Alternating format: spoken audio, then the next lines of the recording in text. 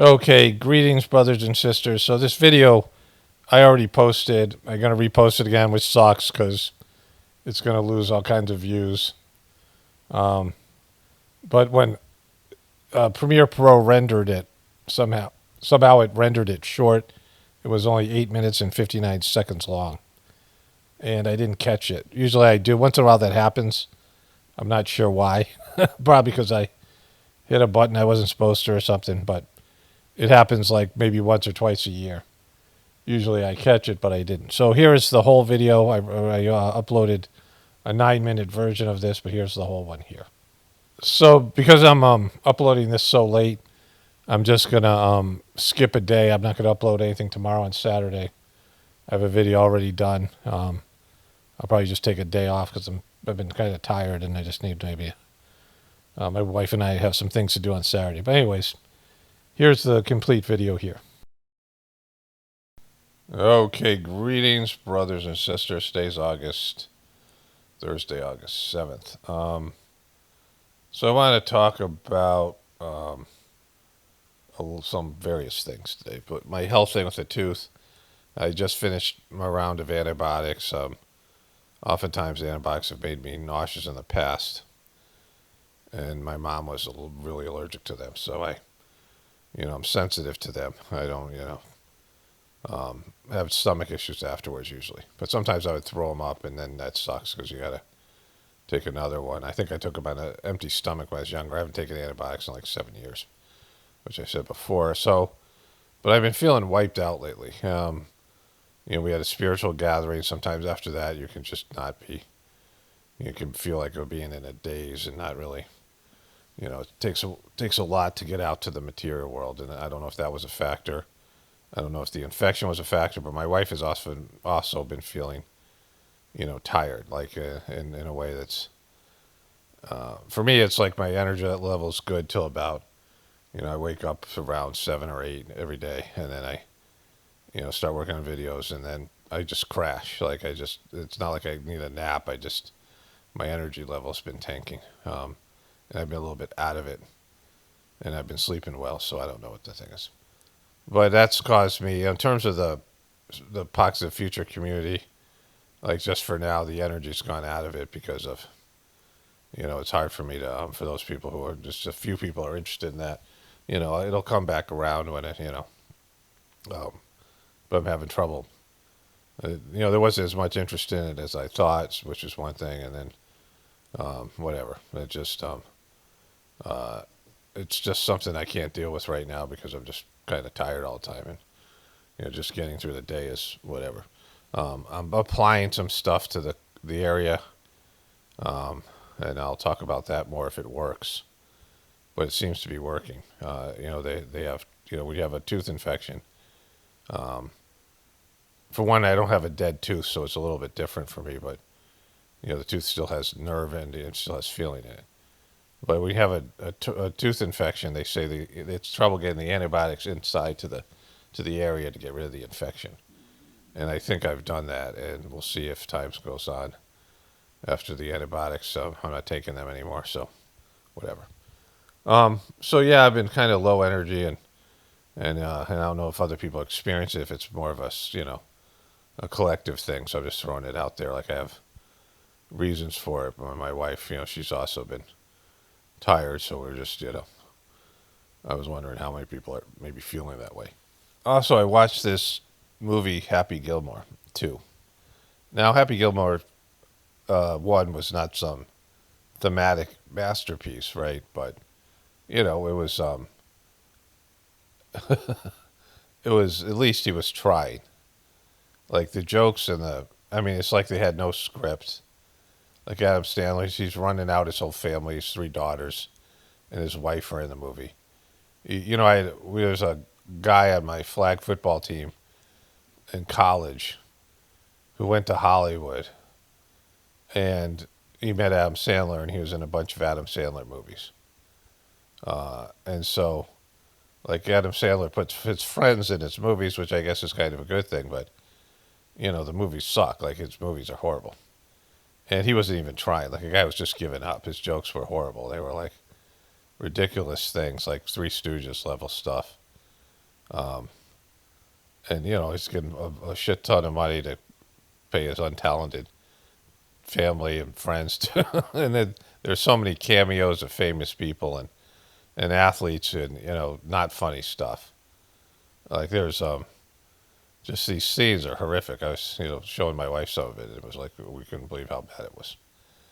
At the same time, we watched the Silo season 2, which is an excellent TV show. It's got all the stuff to do with a controlled system. But what's good about it is that the controlled system is keeping people from rebelling and going outside to a post-apocalyptic world, a nuclear world. So it's like the controlled system actually is keeping a dysfunctional situation going, which is such a great metaphor for what we're having now, which is, And then my wife and I started watching Love on the Spectrum, which I can't believe I never heard about. Like, it's a fucking amazing show. It's autistic people dating, and it is really interesting. I find people who are, have some kind of issues, who are not normal people, interesting, like I always have. And they're much more interesting than those fucking morons they put on The Bachelor.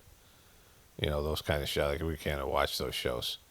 We watch the Farmer Wants a Wife things, with mostly the Australian one. Which after a while the shows go south, but they have kind of an interesting like spin on like those kind of things.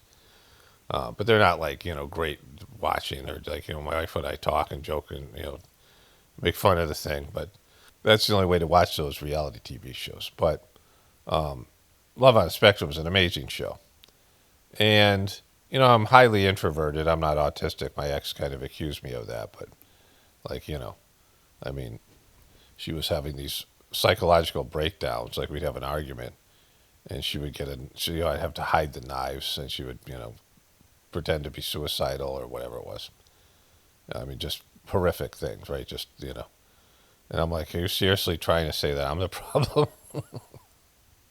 But the people that are autistic, if you ask people about what they know about autistic people, they'll say, and they say it over and over in the show.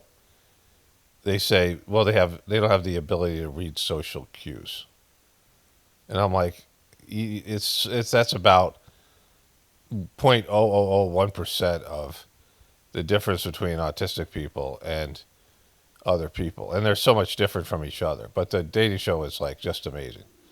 I mean, it's just a amazing show, and I'm comparing that like the Silo and this other show, where you get a rare show that's interesting to smart people, because so much of the content is dumbed down. Like the fact that Happy Gilmore 2 could even exist as a movie. I mean, it's a fucking atrocious. So it's I think it should be like criminal. It's so bad. Like some things are so bad, they should be illegal. There should be some punishment for, I mean, Adam Sandler just giving up and making a piece of shit like this just to, because of the money and the whatever, right?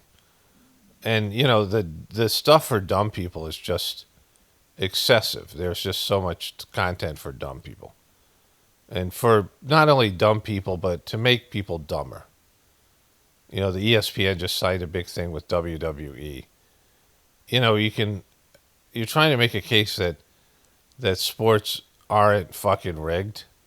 And then ESPN, which is the number one sports network in the world, is doing they're doing live events with WWE, which is a rigged, staged, scripted fucking non-sport. It's not a sport.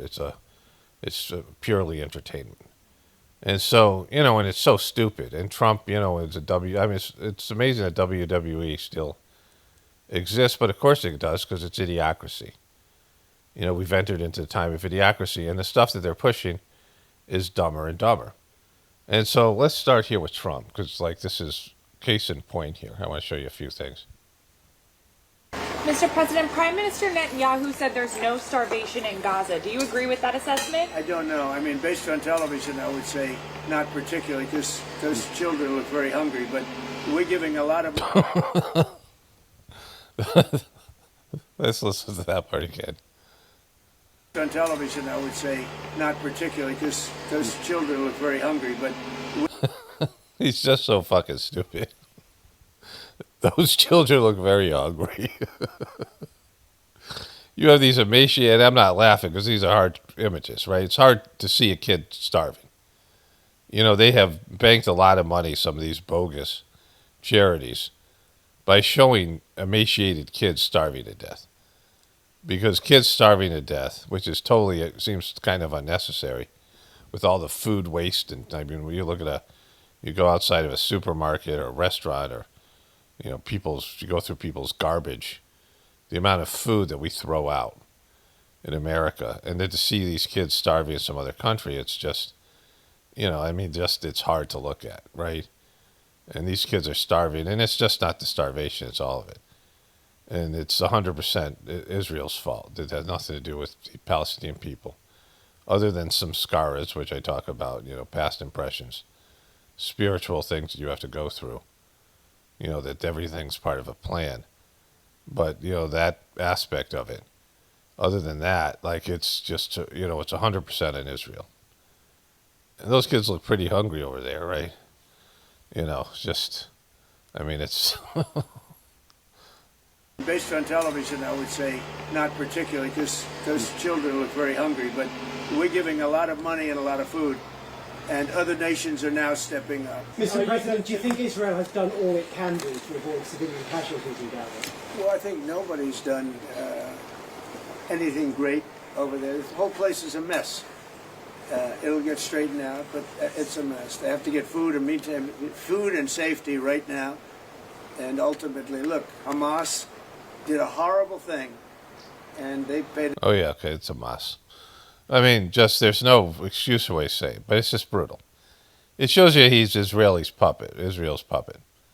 You know, anybody talking about Hamas now, like Hamas is owned and, you know, it's an asset of Israel, but aside from that, you know, they're not going to go there. That's not a mainstream talking point.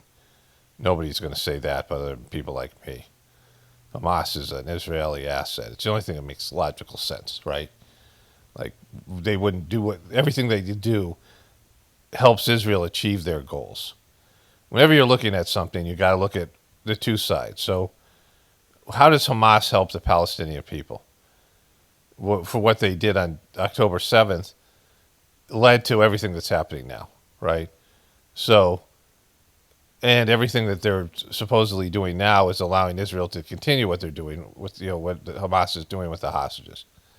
So Hamas is the excuse for Israel to do something that everybody knows they've wanted to do, which is to to own the Palestinian land, to do a land grab, to take the Gaza Strip is you know, it's beachfront property, 20 miles of beachfront property in a nice ocean area that has natural resources sitting right outside the shore. They're going to make bank on natural gas and the oil that's up right outside the shore. That they have, you know, the ability to drill and make, you know, I mean, not only supply their energy needs, but also it's a beachfront property in a nice ocean area. Trump wants to build a fucking, like a, you know, like some kind of a vacation paradise there. And so Israel has always wanted the Gaza Strip and all of Palestine because that's what's happened, right? You know, it's the ever-shrinking country of Palestine. Everybody knows it. So Hamas is helping them with that, right? And it's, you know, they all know it. They fucking know it. If I know it, they know it, right? Like, fucking, you know, what I know. Like, I'm just sitting here. I mean, I have insight and, you know, I have critical thinking skills. And I'll say things that they won't, and I, you know, have a different perspective of the whole thing. But if I know, then they know, right? Like anything that I know, they know because it's true. Like if it's true, if I'm right, they know everything that I'm saying. And they're, you know, covering up and lying and handled. And so, but he's just such a fucking dope, right? And so, let's go to this other thing here.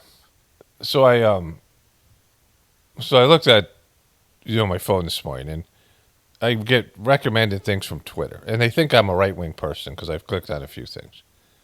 I get stuff from Juanita Bryan, and this place is called the Leading Report, which has a big R, so I'll show you this thing in a second. They're a Republican-based pro-Trump shill, you know, organization. And they had this from Trump this morning. This is not why we're going to the thing I saw this morning. It's not this. But why I was looking for it on on my computer. This was first. Vice President Vance hosting a gathering this evening to talk about how to respond to the Epstein situation? Is he working on what? Is he hosting some kind of gathering of top advisors this evening to talk about how to respond to the Epstein situation? I don't know. I could ask you that question. I don't know. I should ask you that question. Like this, I haven't watched this yet. Like, holy shit.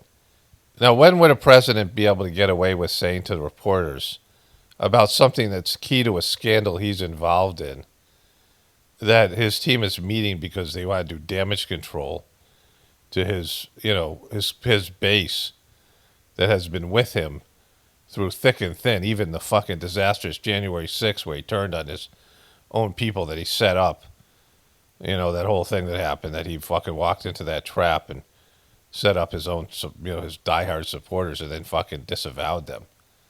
After what he did at fucking COVID with Operation Warp Speed and the rest of it, these people would not leave him. They would not fucking leave him. And, when he fucking spit in their face over and over again, he wouldn't fucking leave them. When he threw him under the bus and all these things. And these people are finally fucking, and I'll show you because there's a whole thing I'm about to show you. So let's do this thing first here. But he's in panic mode, and they're having a meeting, and he's going, his vice president and all of his important cabinet members are having a meeting. Let's watch that again. He's saying, I don't know, why don't you tell me? What the fuck? So you're that much out of the fucking loop? Or you're that big a liar? Like, which is it? Like, there's no good explanation for him not knowing. Either he's the biggest fucking liar in the world, which is true. He's one of the worst fucking liars in history. Or he's solely fucking oblivious to what's going on in his own administration. Gathering this evening to talk about how to respond to the Epstein situation? Is he working on what? Is he hosting some kind of gathering of top advisors this evening to talk about how to respond to the Epstein situation? I don't know. I could ask you that question. I don't know of it, but I think here's the man right here. Oh, I guess J.D. Vance is there. So it's even worse. He's asking J.D. Vance in front of the reporters. I saw it reported today, and it's completely fake news. We're not meeting to talk about the Epstein situation. It's not fake news. They decide not to do it because it made it look bad, which I'll cover later. And I think the reporter who reported it needs to get better sources. Look, the whole thing is a hoax. It's put out by the Democrats because we've had the most successful 6 months in the history of our country. And that's just a way of trying to divert attention to something that's total bullshit. Okay? It's total bullshit. He just told all the Epstein people it's total bullshit. When he has people on his staff, people who are in the intelligence community, Kash Patel and Don Bongino and fucking that skank that runs the whatever her name is. Pam Bondi, they all were. Two of these guys had podcasts where they regularly were talking about the Epstein files to their audience. They were Epstein people, and now they're like, "There's nothing to see here." Now we get into Ghislaine Maxwell again. There's something coming. Well, that's first. There's this thing here. Let's go to that. But for him to say the Epstein files are total bullshit, like, bro, are you fucking serious? Are you fucking serious? Epstein files are total bullshit. And the leading report is pushing this out like Trump did something great here. That, so let me show you that. Okay, before we get to that, editing, let me just show you this clip again here. Look, the whole thing is a hoax. It's put out by the Democrats because we've had the most successful 6 months in the history of our country. So we know Trump's talked about this before, this fucking stupid-ass way that he does.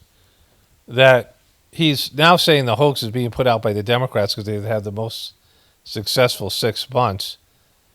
The people that are threatening him, or the threat here, is of him losing his base. Because he has members of his administration, including his fucking vice president, who said we need to, including himself, saying that we need to open up the files. Trump said it in a more tepid way. You campaigned on opening up the files, and the right-wing people are the ones expecting you to open them up. The Democrats, for the most part, didn't give a shit about it.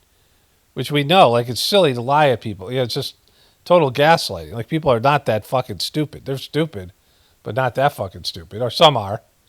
And that's just a way of trying to divert attention to something that's total bullshit. I'm going to say this later in the video because I'm, jumping ahead of myself here, but saying bullshit and swearing was not a part of when the America that Trump talks about when he says make America great again. But this has nothing to do with the Democrats. They're jumping on your fucking epic failure because the way you handled this thing, you just have made yourself look guiltier and guiltier. And every time you do that, you lose people. And like once they pull the blinders off, all they're going to see is a grifter like everyone else, right? It's like they live kind of shit. Because when you pull your Trump fucking blinders off, even if you're stupid, you can see this guy's a fucking piece of shit, right? And so as soon as the Trumpers wake up to the fact that you're fucking one of them and not who they made themselves believe you are, you're fucked, bro. And so, all right, let's get to the leading report stuff here. So this is what I saw this morning. The leading report, breaking news, Ghislaine Maxwell reportedly told DOJ she never witnessed Donald Trump engage in a concerning behavior in her presence, per ABC News. And, it's just, that's fucking, I talked about this yesterday. Like, as soon as I saw the report that they were going to release the interview that Trump's personal attorney had with her, that's what they were going to say. That was the whole purpose of that meeting, to absolve Trump from the fact that he's all over that fucking list. And he was butt buddies with Jeffrey Epstein for 20 years, in the literal and figurative sense. Trump is the hero. I Love America News, with a check mark. They have, I don't know how many do they have their supporters here. They have 40,000 followers. Oh, no, they have 108,000 followers. So this is a big thing, right? Trump is the hero of the Epstein case. Sometimes you got to do your homework. And it says here, it goes back to this thing here. I'm going to redo this video because they keep taking my original one down. That is Trump and Epstein. Yep, but that is not at the Pedo Island. That's at the Mar-a-Lago, the club that Trump owns, which was also the only club in Palm Beach that allowed blacks and Jews, and that was only because Trump refused to follow that ordinance. He actually sued the city of Palm Beach for being racist against blacks and Jews. Trump later banned Epstein from the club because he found out Epstein made passes at the 14-year-old daughter of another member, and in 2002 he publicly outed Epstein as a pedophile. This was long before Epstein was investigated or even charged. Okay, so we know that's total bullshit. See, that was just, like, that's made up, right? So this is what this person's done. They're trying to excuse these buddies with Epstein, and he was for 20 years. And Trump is, I have that whole thing I made yesterday in a compilation that is about how Trump said over and over again that he was inappropriate with young girls. And I had, this is my video yesterday. I'm not going to do it, show you this, an hour-long compilation. But Trump was inappropriate with young girls. And so if he's inappropriate with young girls and Jeffrey Epstein is a pimp for young girls, you think Trump didn't know and partake? It's silly. The evidence is overwhelming. And Trump said the reason he fired him was because Epstein was taking employees. But it wasn't until 2007 that he banned him. Like, he was still a member of Trump's club till then, or whatever it was, 2006, when Jeffrey Epstein was arrested. And so that's just a complete lie, that this person's trying to say because of this picture. In 2005, all of Epstein's contacts were subpoenaed except Trump because he came forward willingly. So to all you misinformed dummies, stop using the sick going on to push your Trump-hating agenda. It's pathetic and mindless. Stop being sheep that sees pictures and makes up your own story to us. Yeah, there's no story. They were butt buddies. There's 200 pictures of them. They were friends for 10 years, and Trump said he was a great guy that liked young women. Like, there's no fucking, but this is, stop being sheep. He's just a sickos, so this is, that sounds like a volunteer and not a paid disinformation agent, which the leading report, I don't know if it's just pro-Trump. I don't know how many people are volunteering or how many people are, are being paid disinfo people. And so I was like, oh my God, these things are just horrific. Like he's, there's obviously a deal. But then when I was looking through the comments here, the reason the FBI wouldn't let Epstein client list come out in court because if they did, their blackmail would no longer be useful and the CIA would lose their control over the powerful people that sent decades saying of Julia Assange. And then this person, is she lying? The woman who knew everything about Epstein just said Trump never did anything questionable in her presence and suddenly silenced. These people don't want justice. They want the narrative. And when the narrative collapses, they vanish. What else can they accuse him of now? Like these, again, I don't know if these are disinformation people or just, the whole thing. We will release the Epstein list. We just need more time. The Epstein list is on my desk. There is no Epstein list. Seems he's cleared as usual. Ghislaine Maxwell told DAJ Trump never did anything concerning around her report. Said never. I said over and over again, I'm going to insane because no one sees the story. Trump ran and releasing the files to only double back and getting them. He wouldn't have made a thing of it if he wasn't in them, but would double back if he learned someone else was. Good to know. Let's publish all available information. Like, there's still a lot of dummies here. Hard to swallow pills. They're all on this list. That's why they can't use it against each other. Define concerning. We know Trump took at least one flight. Flight logs were leaked years ago. We know Epstein went to Mar-a-Lago more than once. We know Trump banned him from Mar-a-Lago because he poached teenage female employees. We know Trump is a germaphobe. We know Trump has an ego and cares what people think of him based on that. I fall into the game of Trump likely did nothing egregious with Epstein crowd, but doesn't want to spend the rest of his presidency litigating all the grandeur accusations that will generate for the tiniest amount of information. It's not impeachable, possibly defaming. It's not impeachable, but possibly defaming. And I'm on for the release, the list, the rest of it, because the others involved. People need to be held accountable. Of course she did. She wants a pardon. The wording was very suspicious. She would know she's the madam. Like, they're just the dummies here, but also, people turning on them. And a lot of Democrats are going to hate this news, despite her best efforts, I'm sure. Can you believe that ABC News has actually released this? And so there are some things here that are, there's a lot of just dumb shit here. Oh, sure. She wants something. Get fucked. Hey, libs, get fucked. Also, she's getting presidential pardon. Democrats hit us hardest. Democrats hit us hardest hit. She knows who's calling the shots. So, damn, that's crazy. Let's see those Epstein files. So, this is the stupidity that's there. I mean, I thought there was more that was going against him because that's some of the things I saw originally when I scanned through it. But, there are people here who are saying bullshit, and I don't know if they're banning those people.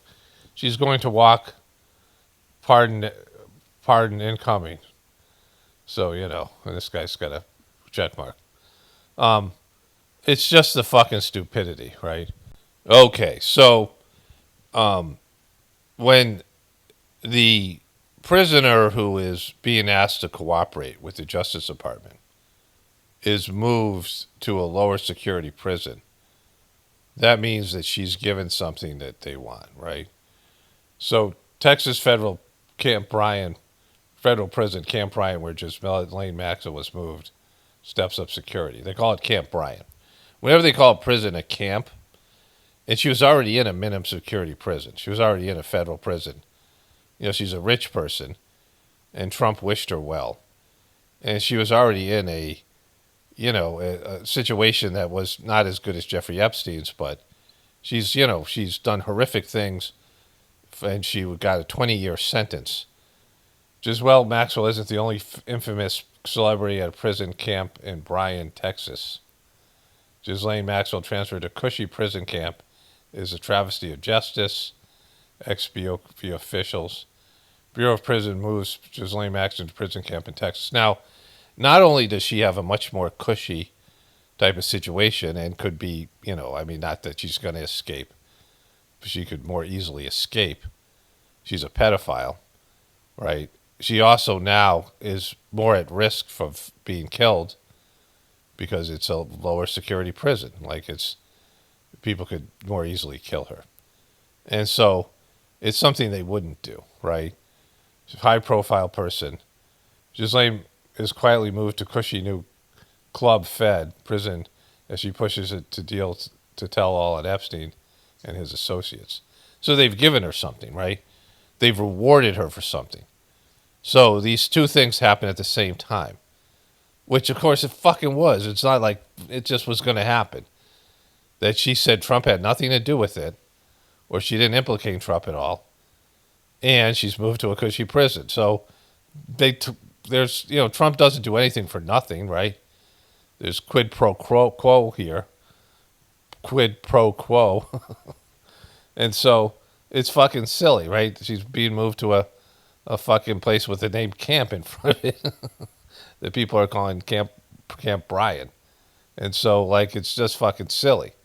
Everybody should know, but people are so idiocracy, like all the Trumpers, that has to be, the reason. Like, there's two things going on here. One, she's cleared Trump, and two, she's gotten something from Trump. So the liberal media is all in on this, and they're all in on this because they know Trump's on the list, right? Because Trump being on the list, the liberal media refused to cover this and other big pedophile things during the Me Too era, right? The Me Too era was covered by liberal media and Hollywood, celebrity media, whatever it was. Remember, they were Me Tooing all these dudes. But Corey Feldman was flabbergasted that the child stuff wasn't being a part of that. Like the fucking, the problem Hollywood had with child sex offenders. Children getting abused, child actors. That whole thing, the book on Open, the movie, the documentary An Open Secret by Amy Berg and all this stuff that was there. That there was a big problem Hollywood had. But they were focused on the feminist Me Too movement, and kids weren't involved. And they refused to cover the Epstein thing, which, was a major story and should have been something that liberals concerned themselves about, but it was being touted as a right-wing conspiracy theory. And they just closed it down because the CIA and Mossad were involved. And Fox News didn't even really cover it, right? So the story just kept on coming back. Right, so the story was dead. Epstein was sent to a cushy prison. Mainstream media wasn't covering it. Story's dead. It existed in real truthers, not fucking these dumb right-wing fucks. And the Pizzagate people started to get into it, right, that whole thing. Not that Pizzagate there wasn't some, shady shit in Pizzagate. There was. But the Pizzagate became these right-wing Cubies who got, who didn't give a shit about the victims. It was just about, holding these fucking elitist Democrats, deep state people to account. That's what this has always been. It's never been about the victims. Because you can ask the victims are there. What do you guys want to do about this? That's what it should be. What do you guys want to see happen? They never include the victims. They're not doing it now. The liberal media is not doing it now. Trump and Trumpers and the right-wing media never asked the victims. It was just this bullshit political thing, right? But now they're covering it because they know Trump's on the list, right? And as bad as they've been on this thing, it's not going away because Trump's fucking at the center of it. Any story that Trump's involved in just doesn't go away. And, and the only difference for this one is his own supporters are starting to see, some of them, right? Breaking news, President Trump just moments ago saying he has not been briefed on what Jeffrey Epstein's accomplice, Ghislaine Maxwell, told Deputy Attorney General Todd Blanche during those 2 days. So why wouldn't he be breached? Now, this is a guy who has criminal lawyers and lawyers that are, that have been defending him for years. He's a very lawyerly person. He's been more litigious involved in more lawsuits and more legal disputes than anybody I know. Constant, like suing people, people suing him, and then all the criminals, all the stuff. Trump has had fixers, and these other lawyers. His personal lawyer goes to talk to this woman, trying to get her to not fucking mention implicate Trump at all. And he hasn't talked to the guy afterwards and say, did you get a deal? Come on, bro. Of discussions in which we're told she mentioned 100 names. It comes amid the release by the New York Times now of previously undisclosed images and descriptions of the interior of Epstein's Manhattan townhouse. And these are important details. It was a 21,000 square foot home, decorated, as the New York Times describes, in Epstein's eccentric style. There was a sculpture of a woman in a bridal dress clinging to a rope suspended from a ceiling, a taxidermied tiger lounging in Epstein's office, and the infamous massage parlor connected to Epstein's bedroom. The New York Times also shows photographs that Epstein displayed at his apartment of himself with some of the most prominent people in the world. Okay, and we're not using that word lightly. A photo from 2000 of Donald Trump with his then girlfriend Melania Knauss. Sure, that's one person. Bill Clinton and Epstein in another. Epstein with the Crown Prince of Saudi Arabia, Mohammed bin Salman. That picture also there, just to name a few. Out front now is TV to investigate. So, he has a bunch of photos where people would put their photos of their kids and their families. And he's got famous people. He's displaying this. These are the people I know, right? And Trump is on that, and Trump's seen that, and Trump this is part of his thing. If you're going to go after Bill Clinton, you have to go after Trump, and even more so because Bill Clinton, even though he's a year younger than Trump, he's fucking way worse health-wise, and he's just gone. Like, when has Bill Clinton been relevant? Like, not in the past 15 years. But who is relevant is Trump. And who is, friends longer and more intensely with Jeffrey Epstein is Trump, right? There is that article I showed you with the cover of Epstein and Bill Clinton together. And that was from 2002, when Trump was just a fucking celebrity hack, celebrity reality TV show hack. Now Trump was given a quote, and Trump was named on the cover of the magazine as being an Epstein pal. But he wasn't as big a name as a former president. Bill Clinton in 2002, right? When he was, he'd been a while since he had been president, but not that long, right? So his, the election in 2000 is when George W. Bush took over. So he had just been out of office for 3 years. So of the two people, Bill Clinton was the bigger story.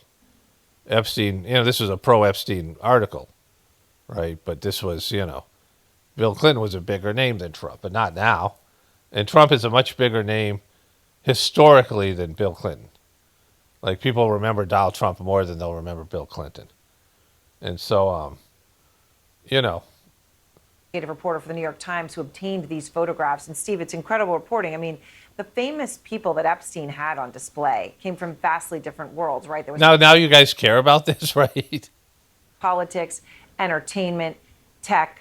I mentioned a few, but really only a few, because I know that there were others. When we talk about some of the most important people in the world that were photographed with him and shown in his apartment, who else? Yeah, well, first off, thanks for having me here to talk about the piece. Apparently Musk was there. Elon Musk was the photos. Elon Musk was there. I guess that's why he's keeping his mouth shut about this. Yeah, it's a real collection, as you said, of powerful people, of business people, of people in entertainment. So you had, anyone from Steve Bannon to Mick Jagger to Elon Musk, a pope, mixed in there. And I think there's a pope in there with a pedophile. That's weird. If you look at the photographs and think about this, it was Pope John Paul II, Fidel Castro, Elon Musk, and Mick Jagger. An attempt by Jeffrey Epstein to sort of show the degree of people that he could be acquaintances with, to be friendly with. Yeah, this is a salesman trying to show you how important he is. And up in front and center was him and Trump. And to have them in his life, and that he had that access. All right, so that's the first piece. So this is the title of this clip from MSNBC, Way Too Early. is Epstein controversy shows no end in sight for Trump, which... And then President Trump is reportedly weighing whether he will get involved in the already contentious New York City mayoral race. The New York Times reports the president, a former New Yorker. Let's move forward to the Epstein thing. I don't give a shit about the... Wait, here it is.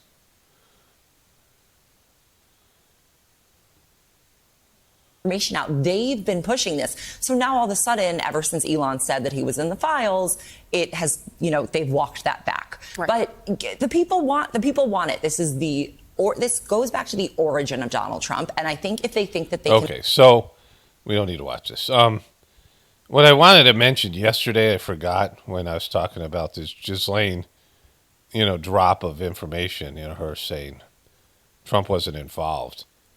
The same day, 5 soldiers were shot in, was it Georgia? 5 American Army guys were shot in, military, were shot and killed in Georgia at a military base. And so Trump can't get a fucking break because that was the story. Of course, they're going to cover that on Fox more than the other networks, but they covered it on all 3.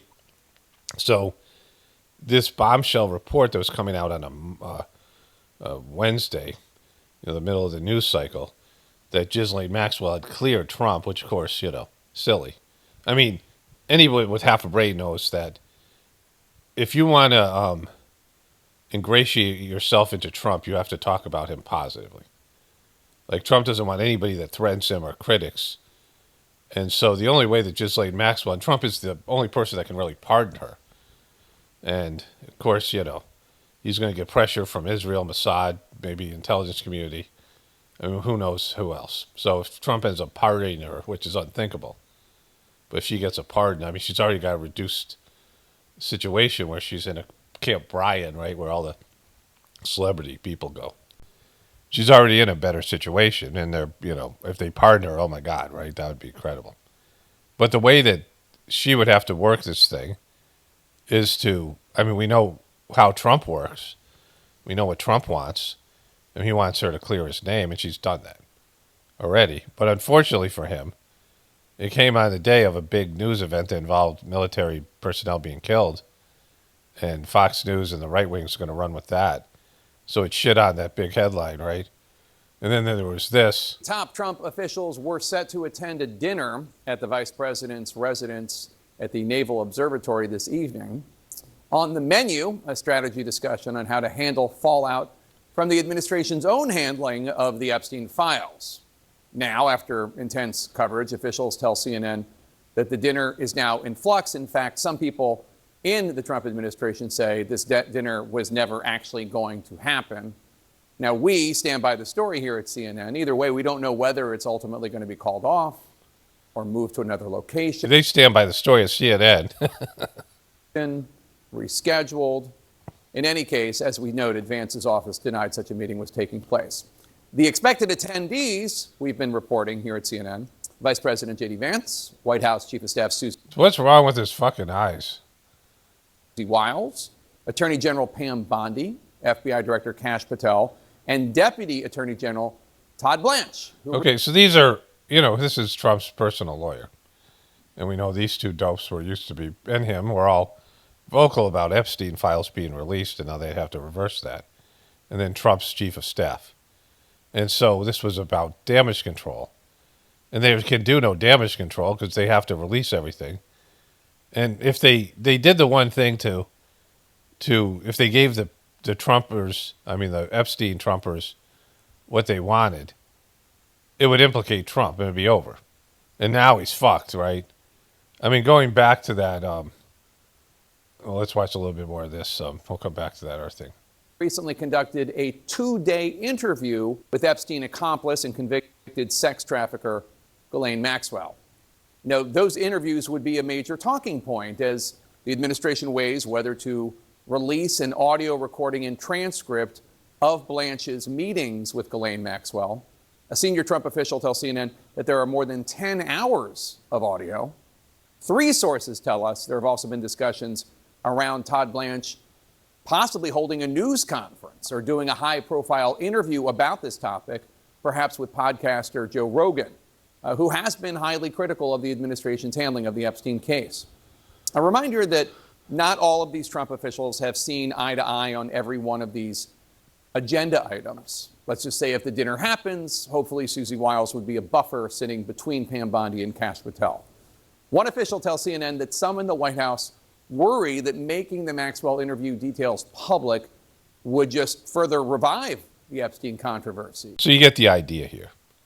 Like, this story is just not going away. People have interest in it, and the Democrats have every reason to make this story the centerpiece of everything, because it takes away from all their failure. And this is it's just a great story for them now, because it's all about Trump, and Trump is illogically trying to weasel out. I mean, not illogically, but the way he's doing it, conducting it, he just keeps on making it worse. He keeps on digging the hole worse. Because everything that he does, to the people who are not, they're not drinking the Kool-Aid, like the people who are, the Joe Rogan groups, the people like that, the Tucker Carlsons and the Candace Owens and these people who, they liked Trump, they endorsed Trump, but they weren't Trumpers. And then the people who are Trumpers, but also, only in the extent that they are more into the Jeffrey Epstein, Pizzagate, all that stuff, like those people. It's hard for them to ignore his self-incriminating behavior. And so here's this guy. Because today, after quite a delay, House Republican leaders say they actually want to subpoena the individuals you see on your screen, but they certainly delayed issuing any subpoenas. They announced this a while back and now finally signed it. And what you see looks like a smorgasbord of spreading blame around. The Clintons, former attorneys general, Robert Mueller, why is he in there? No one knows. Barr, who actually was attorney general, overseeing the DOJ and the Bureau of Prisons when Epstein died and when, of course, those videos disappeared. The committee also says they'll subpoena the DOJ for the documents which Donald Trump and his allies and Pam Bondi claimed they would release and never did. On the DOJ side, they're discussing whether to release audio from their unusual interview with the Epstein conspirator, Ghislaine Maxwell. One of the oddities, and victims' families say, hypocrisies of this entire Republican... All right. So you can see that the story is, it's just, there's all these layers to it, right? Now, I've said over and over again, the whole thing's a show. Whatever it is, it's hard to believe no one can ever know what's true, what's not. We live in a simulation, and it's like a whole thing. We're really a soul that's encapsulated in a body in a 3D-dimensional, sophisticated video game. And so all of it's, and then there's just, that's the deeper level. But in terms of what we see, whatever we see when you turn on the news and TV, it's all a show. And, it's all performative, it's all political theater. But in that, in what we call the show, Trump is guilty as fuck. I mean, he is just fucking, he's, everything that I've shown you in the past couple of days, weeks, about this stuff with him and Epstein, like all the stuff that I've known and I can show you, and then there's so much more that I don't know and don't have access to it. But there's no world in which Trump didn't know what Jeffrey Epstein was doing. There's no version of reality where Trump didn't know that Jeffrey Epstein was into young girls, because he even fucking said it, right? And there's no version of reality that Trump and Epstein didn't talk about young girls and, whatever, get into it. So, that stupid thing I showed you from Leading Report, where that dopey Trump supporter, whether paid shill or not, was trying to excuse the photo of him and saying, well, it's in Mar-a-Lago, it's not at Epstein Island. That Trump was friends with the guy for 20 fucking years. And he's doing everything in his power to block information coming out. And so he's complicit. Like, all he has to do is be somebody who knows about it. He doesn't even have to partake, and he partook. He didn't have to engage in the behaviors, but he did, for it to be damning to him. Like, he's a Jeffrey Epstein apologist. He's a Jeffrey Epstein enabler. He's a Jeffrey Epstein, knowing that he's doing crimes and not reporting it, so, not having a problem with it. And of course he doesn't, because he's talked with all the victims that he has. And so, all of those things. A kids pageant? I didn't know. Are you kidding me? I didn't know it was a kids pageant. The guy didn't make that clear. Now I'm lumped in with a diddler. What am I gonna do? This is a mess. Calm down. Thanks for coming to Frank's Little. Okay, so this is, I think the show was called It's Always Sunny in Philadelphia. And I don't know if somebody sent me this. I think somebody must have sent me this. But this is Frank Reynolds Does Not Diddle Kids. Little beauties, I want to thank you all for participating. I know some of you may have heard about that other guy. I am not going to diddle your kids. I'm not like that. That's not. So I don't know who the other guy is. But, this is like a metaphor for how Trump's handling this thing. Not my thing. I met that guy in a titty bar. That's enough. It's like a. So he was with a pedo. Like he was with this guy being associated with a guy who's a pedophile. And so this is Trump trying to explain his way out, how he associated with a pedo. And now he's judging some sort of a contest for little kids, right? That's enough. Hi there. This is bad. We got to definitely write a song about how we do not diddle kids. Do not diddle kids. It's no good diddling kids. There is no. So this is, again, I don't know how much of this clip I can use. I might have to edit out some of it. But, this is how Trump has dealt with this thing. So it's just I wouldn't do it with anybody younger than my daughter. No, little kids got to be big, older than my wife, younger than my daughter, something like that. Don't write a song about that. No, I'm cloudy. I got a headache. So that's happening. Whoa!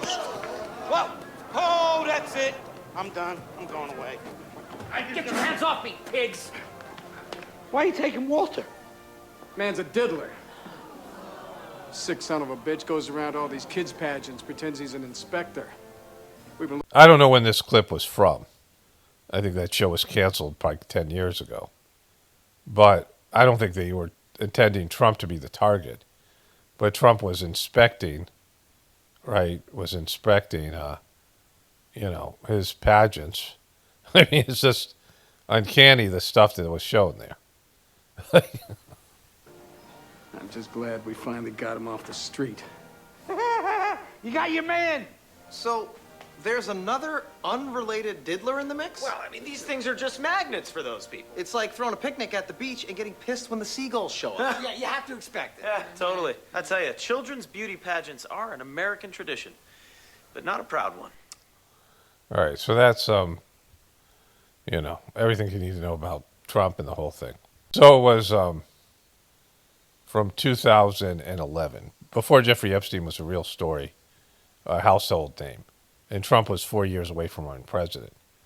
So it's amazing how you have these things, predictive programming, which, is whatever it is. There's various explanations for it. My favorite one is that in a divine system, it shows that there's a plan, that this is not random, that this is, all this stuff that you see. But also there's this idea that the people that control the system have to tell you the truth and have to put these things out. All right, so there was all that. But then let's get to Don Lemon's.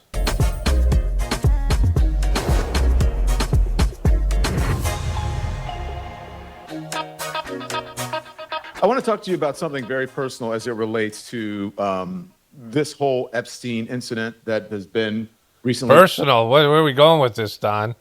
Brought back into the news. And that is something that I've been thinking about since the very beginning, but I finally just sat down and wrote it because it's personal, not in the sense that I... Is that Little Richard? Is that... I'm an Epstein victim, but a victim, or I should say a survivor. And so I had started seeing some of the interviews of the victims more recently than before, and I was happy that they'd happen, that was happening. But I wish it had happened sooner, and I wish it would have happened in a somewhat different way, more sensitivity, less exploitation. But it is happening, and some folks are doing a very good job at it. But from a personal point of view, I wanted to discuss this. And so I wrote it on Substack. And I want you to pay attention and listen, because maybe you will learn something, because these victims are more. Anytime you speak, Don, we learn. You great teacher, you. Okay, so I went on a walk with my dogs, and we have baby chicks, and we've moved them to the greenhouse, and we have this little thing that they can run around in on the grass and eat grass and bugs and stuff. And so I ended up listening to this clip here, a Joe Rogan, some stooge, I don't know who he is. And I hope I can use as much as possible, because Joe Rogan's bad on copywriting. But it's pretty, well, let's watch this here. Maria Farmer, I think she was the chick who was working the front desk at his office. She was a chick. She was a chick. She was the chick working Jeffrey Epstein's front office. The chick, I think Maria Farmer's that artist I showed you. She was literally on video saying that all this shit about Bill Clinton on the jet, going to the island, hanging out with Trump and all this stuff. And the right-wing people will say, she came out, thank you for exposing Bill Clinton for being a pedo and doing all this stuff. And Virginia Giuffre, after this happened, she's like, you guys didn't listen to the whole fucking tape. She's like, I was telling you that Trump was at the penthouse 3 days a week and visiting him, but you guys don't want to hear that. Okay, so that's a fair point. He mixed up the two girls there, Virginia Giuffre and Farmer. But, this is what I talk about all the time. How do you ignore Trump's, if anybody's guilty, it's Trump. And I can't say it enough. I can't say it again, because I've said it so many different ways, even in this video. But then they get goofy here. Do I think Clinton and these guys are pedos? No, I don't think that at all. But okay, why don't you think that at all? It's just fucking morons, right? Why is this guy even on Joe Rogan? They are, because listen to what their reasoning is here. If you were Jeffrey Epstein, I think it's super plausible to assume that he would try to trick them with a girl who looks old, right? Who is possibly on the borderline of being 18. And so that's your fucking definition, you piece of shit, right? Because if he's banging 18-year-old girls, he's a pedo, regardless of whether it's legal or not. See, if you live your life doing, all these things based in the law, if you're a person that needs the law to tell you something's wrong, you're a piece of shit, right? Good people don't need fucking laws, because they just won't do shit like that. And there's some sort of conscience there. There's some sort of thing inside of you that makes you feel sick to your stomach, right? Especially if you're like a dad, like Bill Clinton's a dad of a young woman, and he's banging girls that are 10 years younger than fucking Chelsea, Clinton or something. That's you're going to sleep with girls that are younger than your daughter. It's weird as shit, right? It's so for him to say they're not pedos, if they're going to some creepy guy to set them up with young fucking girls, and this is not a relationship. You could, the Bill Belichick thing is creepy as fuck, but at least they're dating, and there's some kind of mutual consensual thing going. I'm not endorsing in any way. We all look at that going that's fucked up, right? A 70-year-old guy with a 24-year-old girl, it's fucked up, right? Kamala Harris, a 29-year-old woman with a 61-year-old guy, it's fucked up, right? It's just not right. There's something wrong with it. And you should know there's something wrong with it. You should know as a person that this isn't appropriate. And, that's a relationship. This is him going to girls to be serviced. This is prostitution, and it's human trafficking. And if you're going to this guy and having him set you up with young girls, you're fucked. That's more than enough. I was thinking about this morning. When Trump said grab him by the pussy, if Trump wants to make America great again, when America was great according to Trump, and I don't think it was, I don't agree with this, but when the time period that Trump was talking about, if a guy came out and said he could just grab women by the pussy because he was a celebrity, and then defended it in a deposition, he would be canceled. Trump wants to bring back an era that he's clearly, would be canceled in and maybe prosecuted and should be. And so all these guys that went to Epstein and had him arrange young girls to service them, they're all fucking creeps. It doesn't matter whether they're fucking 15 or 18. It don't fucking matter. It's, the law is the law, but fucking you don't need the law. to know that's fucking wrong. You're cheating on your wives, and you're going out there as fucking politicians and going on interviews as fucking celebrities. You know, Woody Allen, these people, and telling humorous stories and trying to make everyone think that you're a good person. You're going out as a politician talking about morality and going to fucking church and doing all that kind of bullshit. And you're going to some creepy guy to arrange sex with young girls. And, you know, like, would you think they asked him, are they legal?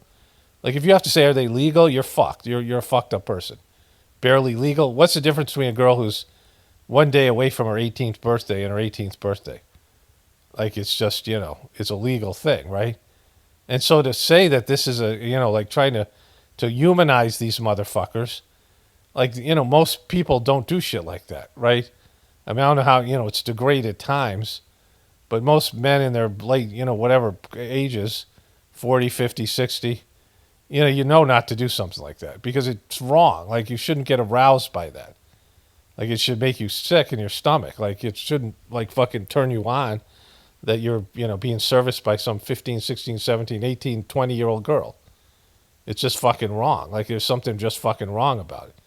Especially to people who want to be leaders and want to be, you know, have statues and be great men and be fucking president and, you know, senators or whatever it is. And so, like, that's just silly. This guy's fucking silly, right? You say, oh, yeah, this girl, she's 18, 19, 20, whatever. Oh, the video got taken down. Okay, to avoid copyright here, let me hit this thing here. It's on this part of the video. Oh, yeah, I'm going to read the transcript. Oh, yeah, the girl was 18, 19, whatever. Meanwhile, she's like 17, and they had no idea. And what do you mean they have no idea? Did they ask for ID? Well, fucking, they have no idea. Like, you're making them sound like they're victimized here. They're going to a fucking old 70-year-old billionaire and having them arrange for sex with a young girl. Like, I have no idea. I don't know. She said she was 18. Oh, fuck. I mean, like, doesn't matter, right? And video footage and sort of like, you know, in like a court of law, I'm the judge and I'm going to let him, like, of course, they lied. And to him, they let him go, right? The judge does. And to him, this is the same young girl, obviously, but not, they lied. But like in the court of public opinion, you're not going to win that case, right? Well, because you shouldn't. Like, these guys should not be banging fucking 18-year-old, 19-year-old, 20-year-old girls in a human trafficking situation, right? And then so Joe Rogan steps in here at some point, and you go to the islands to bang hookers. It's just, and Joe Rogan said, it's not like you can go to the island and just bang hookers. It's like you think of age, it's still like whatever he was doing here. Let's listen to that part. You just go into the island to bang hookers. Like, it's like they're of age. Mm-hmm. It's still, like, whatever he was doing. So he says they think they're just going to the island to bang hookers. No, these guys, you know, if that was the case, they wouldn't, if they're going to a private island to bang hookers, they don't want that shit out, right? It's so fucking, and not just because, and that's not another reason to do it, because the court of public opinion, the reason not to do it is you don't want to look at yourself and go, wow, boy, am I a piece of shit, right? Like, so these are deviant fucking people, right? And so it says you preyed on people's desire for experiences and vice, and he has all these powerful people who, again, they can't just go call a hooker. They can't just go call a hooker, and the hooker goes, oh, my God, I just blew Bill Gates. This is nuts. You know what I mean? You know what I mean? So, you know, and then they get into how a lot of these people, Joe Rogan brings it back and says a lot of these people went to the island on their own, right? Like they went to Jeffrey Epstein after he had been convicted. That's what he gets into. Like, they're still visiting him. But regardless of that, everybody associated with this is a fucking piece of shit, because they're going to rich and powerful people to be, you know, to be a part of this club, and they engage in these kind of behaviors, and they're complicit because this is what they want, right? They're not fucking moral people. You know, men who become powerful and rich so they can bang young girls, right? These sex addicted fucking creepy, and boys, and I mean, it's a lot more to it than that, right? There's a lot, the seediness here. That guy that said, I don't think they're pedos. People who are rich and powerful and use their power to basically turn people into sex slaves or just slaves in general. And they want power over people because they fucking want control and shit, which is, Trump is totally that guy. And all these people who want control over other people, want people to serve them, want people to be, to want to be above other people. There's something fucking wrong with them, right? They're just, they're not good people. There's nothing there. And they're certainly not worthy of being leaders. I mean, they're people who are taking American taxpayer dollars and in their positions and monetizing all that shit and grabbing as much for themselves as possible and pleasuring themselves without thinking about anybody else. Selfish, narcissistic, deviant fucking people. And they're people running the fucking country and the world and shit, right? And so, Jesus Christ, like, it's fucking silly. Like, these guys are all, they're all condemnable. And it's everybody. Like, that's why, why are we even talking about this? It should be a known entity. This is what politicians do. This is what rich and powerful people do. This is what happens when you get rich and powerful. You become, there's a burden to having money and power. There's a burden to it, right? And so these guys talking about it, like making it like, okay, this sounds okay. Is it explainable? It's not explainable. These people should all be fucking humiliated because they're not going to jail, and they're not going to be humiliated either because they control a system that, once in a while they serve one person up, and they might be doing that for Trump. But other than that, there's nothing else, right? Like, that's about it. Like, they don't, the government, powerful people don't investigate themselves. And, this is a bigger problem with our society. The immorality that's set in, right? The addiction to pornography, the fucking, lack of commitment, the destruction of the family. There's no connection between God and people anymore, and people are unnatural. This is a symptom of our society, right? Like, the whole thing's fucked. So why would God want to save this? I mean, I asked that question in an earlier video. Why would God want to save this society? He would. Like, no God would save this society. It's completely corrupted. It's taking people completely in the wrong direction. Your soul wouldn't save this society, this government, this culture. All right, let's get back to Don Lemons. Okay, so I want to add something here. This guy's saying this. Yeah, it's really is, man. And like this, the way that the world is shaping out now, and like the rise of Jew hate online, and I think a lot of bots, I think it's from every angle, it's like it's global, a lot of propaganda and bots coming from Iran, coming from Israel, Saudi, who knows where it's coming from. It's just such a confusing crock of poop on the internet. But like this, one hand, they are able to pull some incredible operations. He's talking about Jewish people. And, on the other hand, we get mad now that it gets exposed. We get mad that they have their hooks into us, and the people that are in power, whatever the politicians, are puppets, just like bend the knee to whatever they're doing. It gets exposed, and people like Tucker, that interview with Ted Cruz, he had him on the heels with the whole time. And that was incredible. That was an interview where Ted Cruz, and they were like, pulled the mask off because of like the guy's explaining his position on Israel in Congress, and that's his number one thing that made him want to be a congressman. It's like, what are these other people doing? What doing then? Like there's all this money, and you can see the receipts, how much money is being given. That's Israel to these politicians, right? By these lobbies. But like, how mad can you be because we let them do it? It's legally if they're legally allowed to do it. And yeah, you can really be mad, but really, this is Joe Rogan. You should be mad at the politicians. Yeah.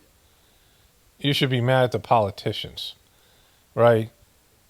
Not the Israeli lobbyists, right? They are. They look like the mayoral race where they were all saying, first trip I'm going to go to Israel, and you expect the dude to accept what's his name. He's going to stay in New York, the commitment. Yeah, he's like, I'm going to take care of the Jews in New York. Boom, checkmate.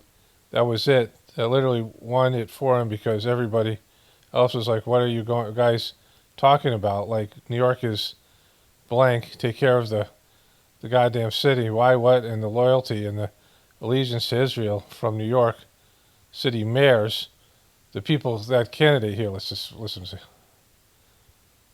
Allegiance to Israel from the New York City mayors. The people. And so the mayor is like, your number one concern is Israel. That seems odd unless you're getting a ton of money.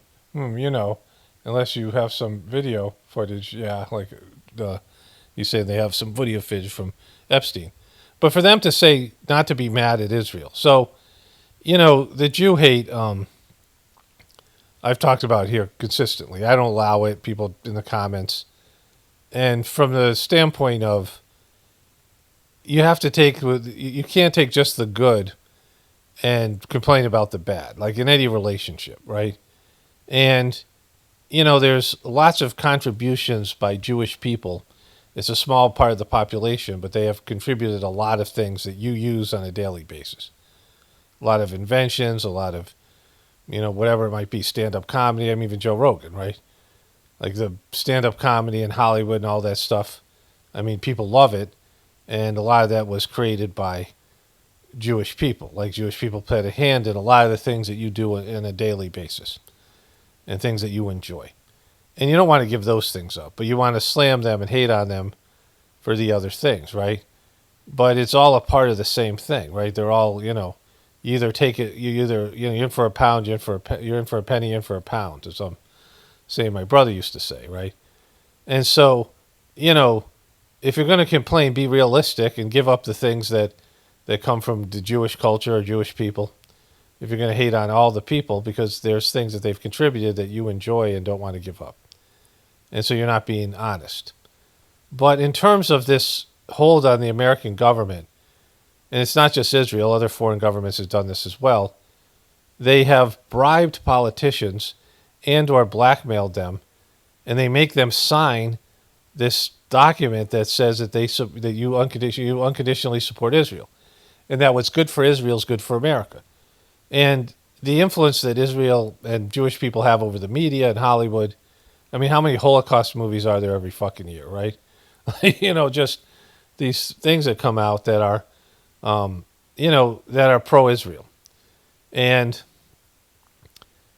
that has been reflected in the way that America treats the Palestinian people, Palestine, in the way that we are giving them money every year, $3 billion a year of basically welfare to Israel, then we're not getting anything in return. And oftentimes the American interests and Israeli interests are different, and the politicians cave to Israeli interests. And so Israel is not our friend. They're our enemy, right? That poses as our friend, right? You know, if a friend like that is a friend that steals your money, right? Like you're a business manager, and you think you're trusting him, he's embezzling your money, right? HBO had this thing on Billy Joel. I watched like 5 minutes of it. And his brother-in-law was running his finances, and he blew through $90 million. I didn't even know this, but Billy Joel had to sue his brother-in-law. The money was all gone. You know, this has happened to people, like basketball players, athletes, where their business manager blows through their money and takes their money and, you know, they more than their cut and does these investments and basically launders their money and takes money and these things.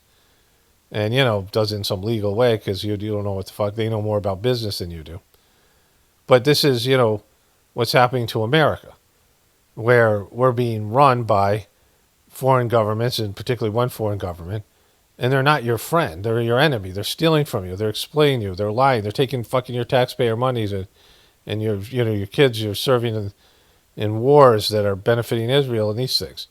And so you have every right to be mad at them about that, because they're your enemy. They're not, you know, they're probably a worse enemy than Russia and China. Though, you know, people are aware of Russia and China. And, you know, China also has a lobbying group, as do all these other countries, But these countries that lobby American politicians and buy American politicians, the majority of things that they get these politicians to do on their, by bribing them is bad for you and bad for America. And so what the fuck are they talking about? You shouldn't be mad. I mean, like, I don't get mad or hate or anything like this. Those are useless emotions, right? And everything's about your experience, and everything you get comes from God, right? This is, hate inside of you is your hate. I talk about this.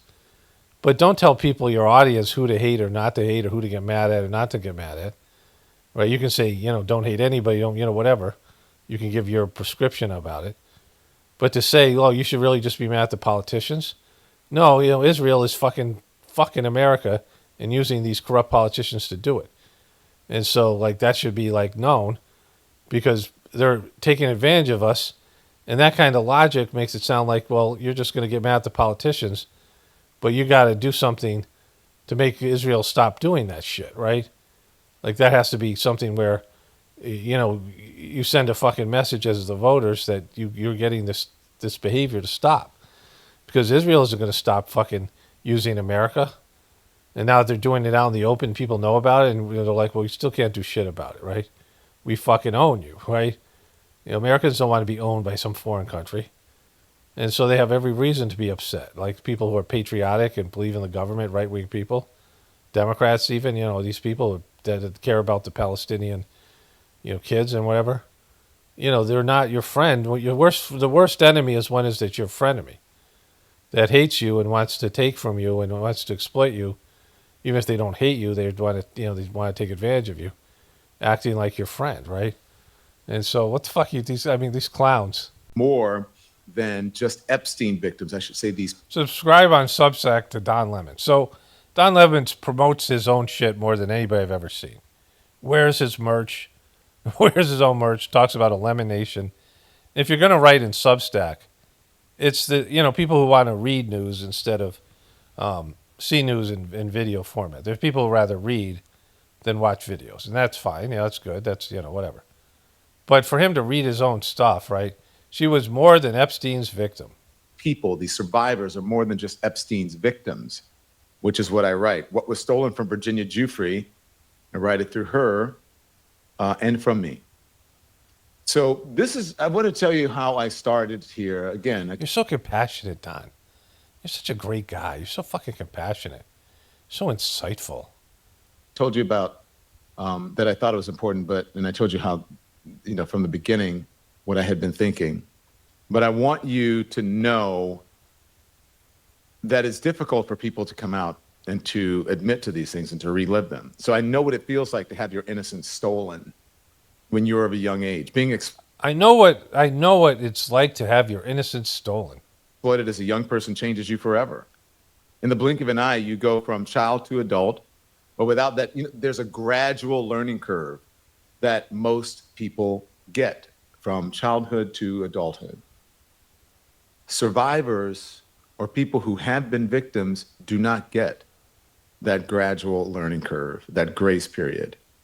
We are pushed off a cliff. Like you're talking about abuse here, and then asking people to come join your Substack. And we're told just to fly. Just to fly. So some of us survive and are visible to the world. But survival is not the same as wholeness. Some never make it to the other side. Look at all of these years. Look at what happened to Virginia Giuffre, how it... He's not reading it verbatim. So is he claiming he was sexually abused by an older gay man, an older pedophile, and that now he's the way he is? Is that what his thing is here? Ended. How her life ended. Yeah, she was Epsteined. That is why her story sits heavy with me. Her name is not just the names of the men who hurt her, and not just the names of the men who hurt her, should be primary in the telling of these Jeffrey Epstein / Donald Trump / Ghislaine Maxwell stories. We like to believe that we understand survivors now. We have memorized, really, the vocabulary, grooming, gaslighting, victim blaming, all of the sort of buzz terms that you hear around it that people say, especially in the media, when, you know, that's just how they write the story. We learned from the Catholic Church scandal, from Jerry Sandusky, from Larry Nassar, from the Boy Scouts. We are fluent in the mechanics of abuse, but fluency is not understanding. Because if we truly understood, we would not erase people like Virginia Giuffre from their own story. So last week, when President Donald Trump told reporters aboard Air Force One that Jeffrey Epstein stole young women. All right, so, you know, I can't.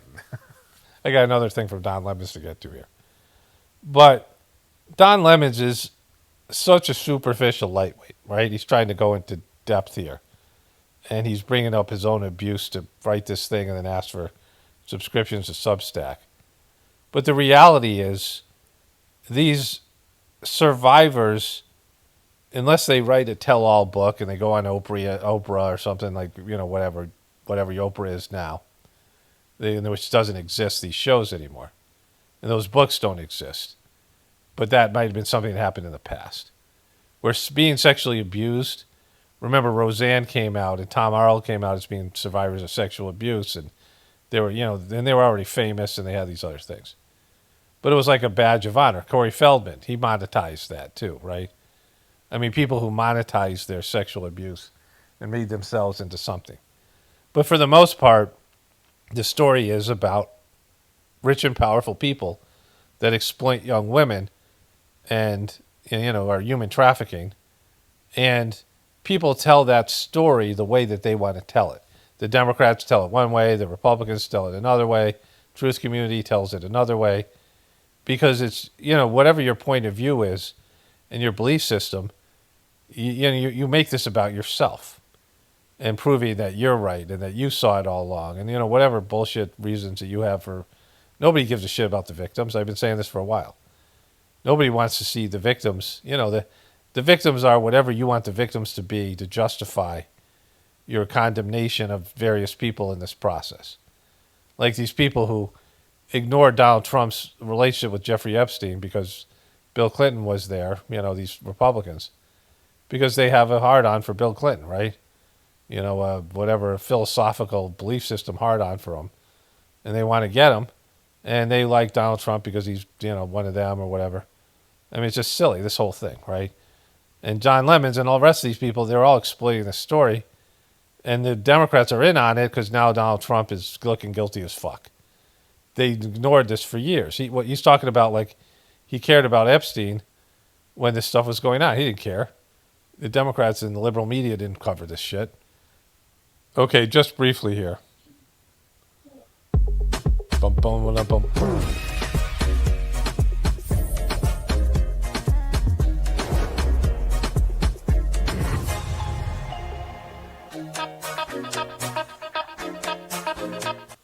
Emergency, emergency. All hands on deck. Okay, what does that mean? What the fuck do you mean, right? You have sailor fantasies, right? All hands on deck. I watched the Netflix has these series called Trainwreck. Like the guy, I watched the one where the kid was the balloon boy. There was some kid who was supposed to be in this balloon, and he wasn't. Like, it was just a fucking hoax. But they were talking about this thing called the poop cruise, which I never heard about. And it was pretty fucking gross. Like, the ship just broke down. It had a fire. And, you know, they were stuck at sea for fucking ever. It was supposed to be a 4-day cruise. It ended up being like 11 or 12 days. And after day 3, they had no power. They had basically almost no food, like, you know, left. And they couldn't sleep in their rooms because it was so fucking hot. You know, they're in the Gulf of Mexico. And they were told to pee in their showers, and poop and pee started to flood their showers. And they started getting tugged. The tugboats showed up, and for 3 days, the tugboats pulled on the ship and turned it to the side, right? Because it's, you know, the ship started to tilt, and all the poop and pee started to run all over the place, like fucking gross, right? And this guy, you know, this lawyer, this ambulance chasing lawyer, tried to sue him, and I guess he settled some cases. they ended up giving everybody their money back, $500 and a free cruise. But I mean, it was brutal. Like, it was a bad thing. And he sued him. But the reason why the lawsuits couldn't go very far is because when you buy this cruise line ticket, Carnival Cruise, they say that you don't expect to have a seaworthy vessel, don't expect to be fed. Like, like all these basic things that you think you're going to get on a cruise. And so when you buy the ticket, you sign away your rights, right? And so when he says all hands on deck, what does that mean? Like, you think you're going to do something about this? This is just talk. Like, all anybody's doing is talking. It's not going to change a fucking thing. That is what's going on right now at the White House, in Trump world, in MAGA world. Emergency, emergency, all hands on deck. What do we do? How do we save this narrative? How do we save Donald Trump? How do we save this administration? When they should be concerned with what? How do they save victims? It's too late to save the victims. They're like fucking... The victimization happened 20 years ago. And they're already re-traumatized. Hey, Don. I mean, he's just such a fucking lightweight, such a silly person. Happening again. How do they save sanity for people who are having to deal with these types of issues? How do you save their sanity? That is the true emergency. But it's emergency. That's the true emergency, but the one at the White House. Let's get real. Good evening, everybody. Welcome, Lemon Nation. Hello, Detroit. Hello, Louisiana. Hello, Austin, Texas. We're so glad that everybody is here. Lemon Live at 5. We have a great show for you. And we have a journalist who knows everything about this Epstein trial. As a matter of fact, she wrote about it. Oh, she wrote a book about Epstein? Then she must know everything about it. She must be the knower of the Epstein stuff. All right, I can't do any more of this. But, like it's just silly. Like, this is what we're reduced to. Only spirituality will save this world. It's Paul Romano, definitely reporting from the Apocalypse and the Ascension. Everyone have a blessed day and be grateful.